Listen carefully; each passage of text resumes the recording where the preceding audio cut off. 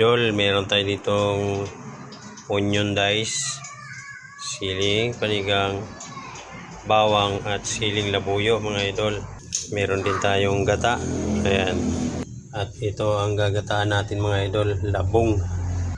Pakuluan muna natin yan mga idol sa kaunting tubig. Ayan. Paluto-lutuin lang natin ng konti. So ayan mga idol, napakuluan natin yan.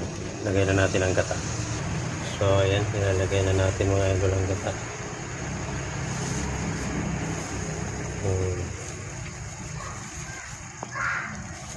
Okay na ang gata. Lagay na natin ang ating agwa di pataranta. Para habang naluluto siya, tumatalab na yung kanyang lasa. Meron din tayo ditong dilis. Yan ang isasahog natin sa ating labong. So yan, lalagay na natin mga idol ang dilis.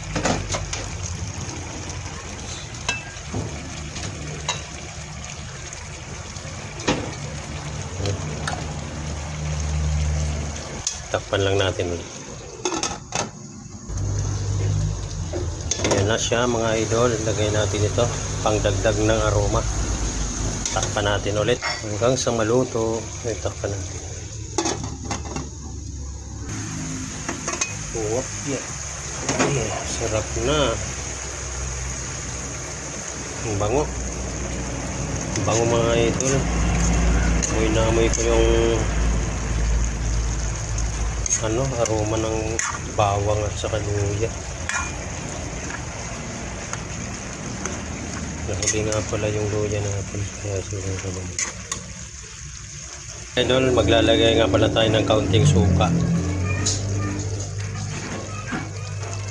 Ayan. So, pagka ako, naglalagay ako ng kaunting suka sa mga gata. Tingnan natin ulit mga idol. So, ayan. Luto na itong ating labong sa gata mga idol. Ayan o. Kitang kita ang ebidensya. Nagmamantika na mga idol o. Nagmamantika na yung ating gata.